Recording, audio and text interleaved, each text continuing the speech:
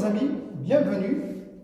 Alors dans cette vidéo, nous allons voir la correction de l'exercice suivant. On va montrer que la différence symétrique entre l'ensemble A bar et B est égale à la différence symétrique entre A et B bar. Alors, je vous rappelle d'abord quelques propriétés des ensembles. Je vous rappelle aussi ce que c'est qu'une différence symétrique. Alors, si vous avez ici un ensemble, par exemple, un ensemble E, et là vous avez un ensemble F, ça c'est E, ça c'est F. Comment appelle-t-on cette partie-là? La partie rouge ici. Cette partie, ce sont les éléments qui se trouvent dans E, mais qui ne se trouvent pas dans F. Ça veut dire c'est E moins F. Cette partie-là, c'est E moins F. Ça veut dire les éléments qui sont dans E, mais qui ne sont pas dans F. La même chose ici, si vous prenez cette partie-là, cette partie, ce sont les éléments qui sont dans F, mais qui ne sont pas. Alors ça, c'est F moins E. Eh bien, si vous faites l'union de ces deux parties, là, vous trouvez la différence symétrique. Ça veut dire la différence symétrique, c'est l'union de E moins F et F moins E. Ça, c'est E delta F. On dit E, différence symétrique, F. On peut l'avoir aussi comme étant l'union, ça veut dire l'union, ça aussi, l'union de E et F, moins cette zone-là, cette partie. Et cette partie, c'est quoi? C'est l'intersection entre E et F. Voilà, ça c'est la différence symétrique. La différence symétrique entre E et F, c'est l'ensemble E moins F, ici, union F moins E. Ça veut dire des éléments, soit qu'ils sont ici, ou bien ils sont là. Bien, ça c'est la différence symétrique. Un autre rappel, comment on montre que deux ensembles sont égaux? Alors, montrer que E égale à F, vous avez deux techniques. Soit vous procédez par des équivalences, vous montrez que X appartient à E, vous prenez un élément de E, et vous allez trouver que cela est équivalent, que ce même élément appartient à F. Ou bien, vous pouvez utiliser la double inclusion, ça veut dire montrer que E est inclus dans F, et que F est inclus dans E. Voilà. Bon, là, on va procéder par cette technique. Là, on va utiliser les équivalences successives. Donc, je vais prendre un élément ici, et je vais voir s'il se trouve qui est équivalent, qui se trouve ici dans notre ensemble. Bien, alors, je vous donne d'abord l'expression de ça. Comment on l'exprime avec les lions ici? Tout à l'heure, qu'est-ce que j'ai dit?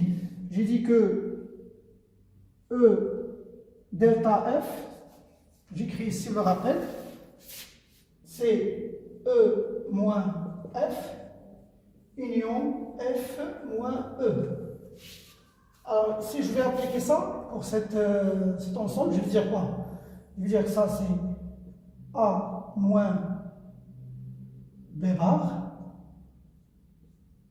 union B bar moins A. Ça, c'est l'expression de la différence symétrique. Donc, la même chose ici. Donc, je vais prendre un élément, soit X dans A bar delta B. Cela est équivalent à dire que X appartient, je vais l'exprimer avec cette expression. Ça veut dire, je vais dire que X appartient à A bar moins B, union B moins A bar. Bien. Je vous rappelle aussi l'écriture d'une différence. Une différence, dire que X appartient à E moins F, ça veut dire quoi? Ça veut dire que X appartient à E et X n'appartient pas à F. Bien, je vais appliquer cette règle pour cette différence. Et qu'est-ce qu'on va dire? On va dire que cela est équivalent. L'équivalence vient du fait parce que je peux je peux partir de cette implication à l'inverse, parce que x appartient à ça implique que x appartient à ça. Donc je vais dire que cela est équivalent à dire que x appartient.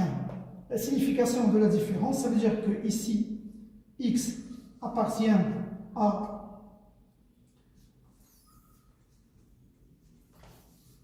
j'écris comme ça, x appartient à A bar et x n'appartient pas à B. Ça, c'est la signification de la différence. Union, la même chose ici, x appartient à B et x n'appartient pas à A bar. Bien. Alors, quelle est l'équivalence maintenant qu'on va mettre?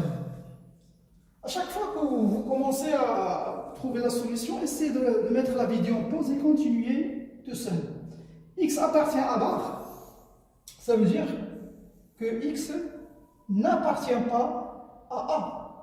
S'il est dans A bar, ça veut dire qu'il n'appartient pas à A. Je vous rappelle ce que c'est que A bar. Alors A bar, si vous avez ici un ensemble A, là vous avez un E, toute cette zone-là, hein, ça c'est A bar.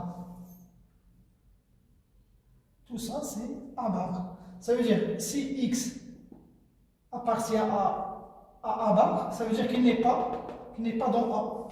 Ça c'est cette expression, c'est ce qu'il veut dire.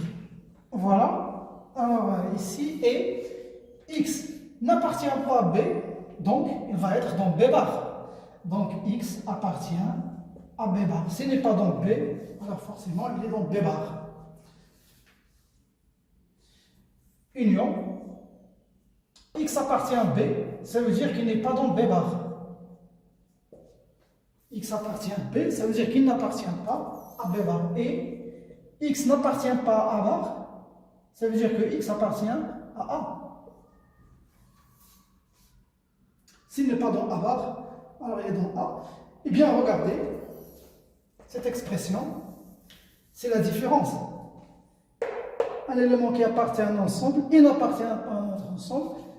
Ça veut dire ici que cela équivaut à dire que x appartient à, il est dans B bar et il n'est pas dans A. Ça veut dire qu'il appartient à B bar moins A.